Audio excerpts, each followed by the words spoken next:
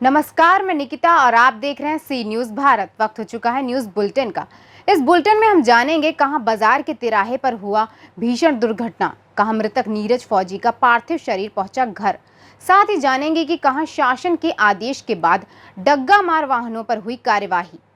ऐसी तमाम खबरों पर विस्तार से करते हैं चर्चा। भदोही जिले के सुरियावा ब्लॉक के बनकट बाजार के तिराहे पर भीषण दुर्घटना। माल से लदे ट्रक ने बाइक सवार को कुचला, पुरुष घायल, महिला की हालत गंभीर व बच्चा भी घायल। ट्रक चालक ट्रक लेकर फरार, मौके पर पहुंचे भारी पुलिस बल। भदोही से सी न्यूज संवाददाता सचिन पांडे की रिपोर्ट। जनपद बुलंदशहर के जहांगीराबाद कोतवाली क्षेत्र के गांव ककरई निवासी फौजी नीरज की मौत। बटालियन ने कहा नीरज राणा ने लगाई फांसी, जबकि पिता बोले मेरे पुत्र की हुई है हत्या। मौके पर एसडीएम सीओ व कोतवाल के साथ भारी पुलिस बल मौजूद रहा।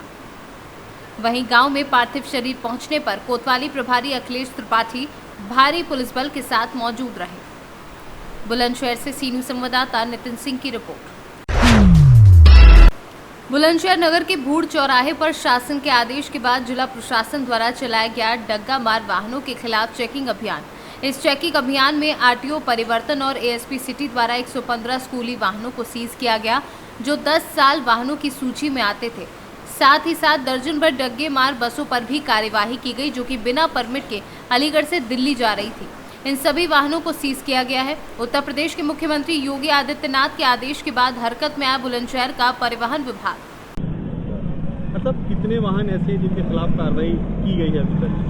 अभी जो गाजियाबाद में हादसा हुआ है उसके बाद से माननीय मुख्यमंत्री जी के द्वारा आदेश दिया गया है कि जो भी वाहन स्कूलों में बिना फिटनेस के चल रहे हैं उनके खिलाफ सख्त कार्रवाई की जाए। उसी के अनुपालन में दिनांक 22 तारीख से लगातार स्कूल वाहनों के खिलाफ कार्रवाई चल रही है। एक दिन इसी कार्रवाई के तहत हम लोगों ने बुलंदशहर जनपद की जो स्कूल बसेज हैं उनके खिलाफ कार्रवाई की थी। उसमें 4 बसें हमने बंद की थी और 4 ही बसों के चालान किए गए थे। उसके नेक्स्ट डे हम लोगों ने सिकंदराबाद तहसील में कार्रवाई की थी। सिकंदराबाद तहसील में भी 4 वाहन सीज किए गए थे और 2 वाहनों के चालान किए गए थे। सर, कितने ऐसे वाहन हैं जिनके खिलाफ डग्गे मार कार्रवाई जारी है? देखिए, उत्तर प्रदेश शासन के ये स्ट्रिक्ट आदेश हैं कि जो डग्गे मार बसें, अवैध टैक्सी स्टैंड और जो ऐसी बसें हैं जिनका फिटनेस टाइम पूरा हो गया है उस पर शासन कार्रवाई करे। तो आज एक जॉइंट टीम बना के हम लोग एकदम औचक निरीक्षण करने निकल चुके, जिसमें एसडीएम सदर साहब थे और एआरटीओ साहब थे। यहाँ पे मौके पे आके हमने कम से कम यहाँ पे भी 5 अवैध डग्गा मार बसों को सीज किया है। इनके चालान किए गए हैं और इन्हें पुलिस लाइन भिजवाया गया है ताकि इन्हें आगे कार्रवाई करें। ये अब टाइम टू टाइम ऐसे चलता रहेगा अभियान। जॉइंट टीम पे आके हम लोग ऐसे ही औचक आके कहीं भी निरीक्षण कर देंगे और जहाँ पे भी ऐसी बसें मिलेंगी उनके खिलाफ कार्रवाई करी जाएगी, ताकि एक मैसेज जाए कि ऐसी बसों का यहाँ पे प्रदेश में कोई जगह नहीं है। बुलंदशहर से सी न्यूज संवाददाता नितिन सिंह की रिपोर्ट। मॉडल टाउन थाना पुलिस ने 19 अप्रैल की रात को रेवाड़ी की ब्रास मार्केट स्थित बैंक ऑफ बड़ौदा के एटीएम को उखाड़ने के प्रयास की वारदात में शामिल 2 आरोपियों को गिरफ्तार कर लिया है, जबकि इसी वारदात में शामिल 2 अन्य मुख्य आरोपियों को जयपुर की ग्रामीण पुलिस ने गिरफ्तार किया है। पुलिस ने तकनीकी मदद और सीसीटीवी फुटेज से गहन अनुसंधान करते हुए महज 1 सप्ताह में ही इस वारदात का पर्दाफाश कर दिया है, जो कि पुलिस के लिए एक उपलब्धि है। क्षेत्र मॉडल टाउन में ब्रास मार्केट में एक वारदात हुई थी, जिसमें कुछ एक्यूज्ड जो कि एक वैगनआर कार में आए और बैंक ऑफ बड़ौदा जो एटीएम है उसको उन्होंने टारगेट किया और with the help of gas cutter उसको काटने की इन्होंने कोशिश की। इस आधार पर थाना क्षेत्र मॉडल टाउन में एक एफआईआर हमने दर्ज की थी और मामले की गहनता से जांच की गई और जो हमारी स्पेशलाइज्ड जो सीआईए यूनिट्स हैं उनको एक्यूज्ड के ऊपर काम करने के लिए लगाया गया। तो सीसीटीवी जो फुटेजेस थी उनका अध्ययन किया गया और जो उसमें जो गाड़ी आई थी उसमें उसकी आइडेंटिफिकेशन की गई और इस में काम करते हुए जो हमारी थाना पुलिस है और जो सीआईए यूनिट्स हैं उन्होंने 2 जो मुख्य आरोपी हैं उनको गिरफ्तार किया है और एक का नाम रोहित है और जो सेकंड एक्यूज्ड है उनका नाम प्रवेश है।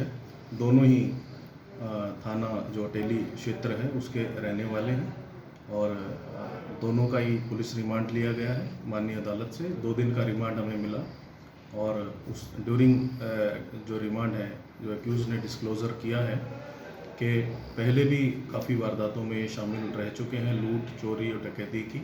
जैसे रोहित जो एक्यूज़ड है, इनके खिलाफ 9 केसेस हैं और इसी प्रकार से जो प्रवेश है इनके खिलाफ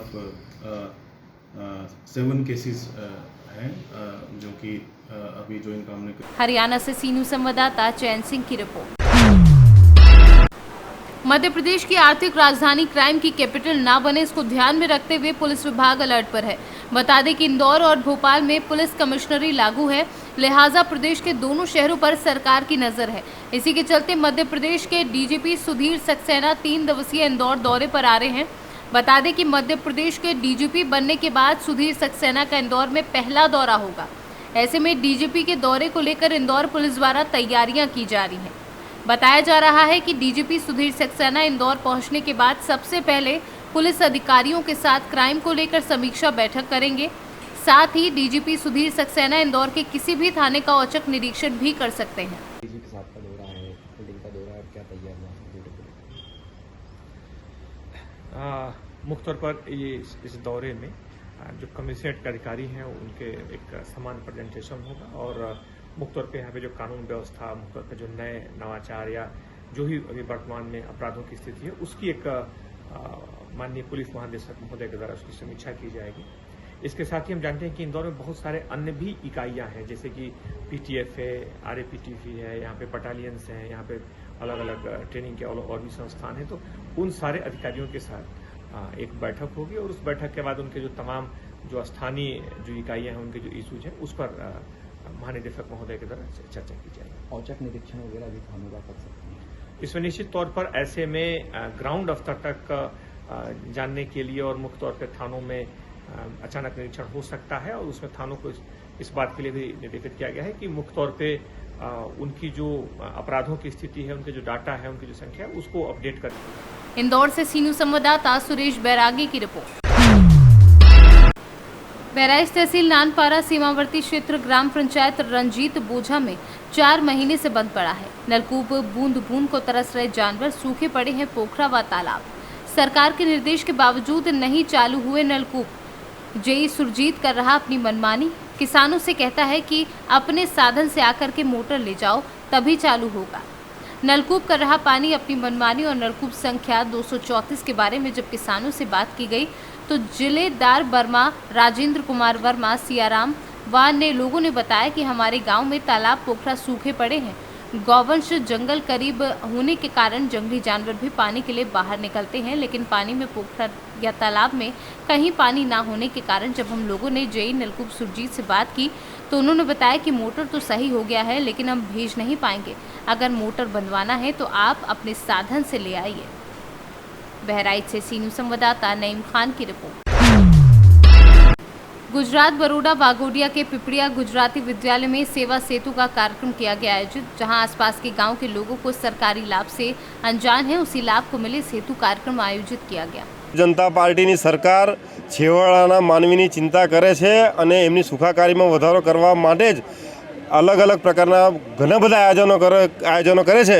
एना भागरूपे आज वाघोड तालुकाना पीपड़िया गामनी आसपासना तमाम गामोनी प्रजाना सुखाकारीमां वधारो थाय ते माटे 56 प्रकारनी लोकोपयोगी सेवाओं जेमां आधार कार्डथी लईने विधवा सहाय, दिव्यांगोनुं सर्टिफिकेटथी लईने 56 प्रकारनी तमाम जे लोकोनी सुखाकारीमां वधारो थाय सरकारनी विविध प्रकारनी योजनाओं छे एनो लाभ आपवा माटे अमारी आखी सरकारना अधिकारीओ हवा धोमधकता तापमां भारे जहमत वेठीने आसपासनी प्रजानी सुखाकारीमां वधारो थाय ते माटे अहींया आजना सेवा सेतु कार्यक्रमनुं आयोजन करेलुं छे। गुजरात से सी न्यूज़ संवाददाता हुसैन मंसूरी की रिपोर्ट। शाहगंज कस्बे के विद्यालयों में 12 से 14 साल के बच्चों को कोरोना रोधी टीकाकरण शुरू हो गया है। स्वास्थ्य विभाग की टीमें जाकर विद्यालयों में वैक्सीन लगा रही हैं। मुख्य चिकित्सा अधीक्षक डॉक्टर रफीक फारूकी ने कहा कि वैक्सीन से बच्चों को कोई दिक्कत नहीं होगी। उन्होंने अभिभावकों से कहा कि अपने बच्चों को स्कूल में होने वाले टीकाकरण का हिस्सा बनने के लिए प्रेरित करें। बता दें कि कोरोना की बढ़ रही रफ्तार के बीच जौनपुर जिले में टीकाकरण की रफ्तार भी बढ़ी है और रोजाना हजारों बच्चों को टीका लग रहा है। ये जैसे कि मैंने बताया आपको पहले भी बताया, हमारी जो टीमें हैं वो लगातार प्रयासरत हैं और कोरोना की वैक्सीन लगातार चल रही है और 12 से 14 जो हमारे बच्चे हैं इस आयु वर्ग में भी का कार्बीवैक्स नाम की वैक्सीन जो है हमारे बच्चों को लगाई जा रही है, जिसके उसमें अभी जो बीता हुआ सैटरडे था उसमें 110 बच्चों को कार्बीवैक्स नाम की वैक्सीन लगाई गई सेंट थॉमस स्कूल में। और आज जो है चूड़ी मोहल्ला में एक मदरसा था जिसमें 20 बच्चों को 12 से 14 आयु वर्ग के बच्चों को 20 बच्चों को कार्बीवैक्स नाम की वैक्सीन लगाई गई है। मेरी जनता से अपील है कि जैसे कि इन्फेक्शन जो है वो फिर से दोबारा जो है शुरू हो रहा है कोविड का जो है, तो आप किसी तरह के भ्रांति में ना पड़ें, लापरवाही मत करें। बच्चों के जान से जो है खेलने की ज़रूरत नहीं है, उनको बहुत तेज़ी से टीकाकरण करवा लें। जौनपुर से सीनू संवाददाता दिवाकर मिश्रा के साथ दीपक सिंह की रिपोर्ट। चौक नगर पंचायत में नवनिर्मित महायोगी गुरु गोरखनाथ सामुदायिक स्वास्थ्य केंद्र चौक बाजार का उद्घाटन मंगलवार को दोपहर सदर विधायक जयमंगल कन्नौजिया ने फीता काटकर किया। 15 महीने से बनकर तैयार सीएचसी के लोकार्पण का इंतजार खत्म हो गया। शासन के आदेश पर नई तैनाती न होने तक न्यू पीएचसी के चिकित्सा अधिकारी डॉक्टर रामस्वरूप सिंह सीएचसी में आज पहला मरीज सत्यभामा उम्र 40 वर्षीय का इलाज कर शुभारंभ किया गया तथा उनके साथ फार्मासिस्ट विनोद कुमार सिंह दवा का वितरण करेंगे। महाराजगंज से सीनू संवाददाता रुनेश कुमार गुप्ता की रिपोर्ट।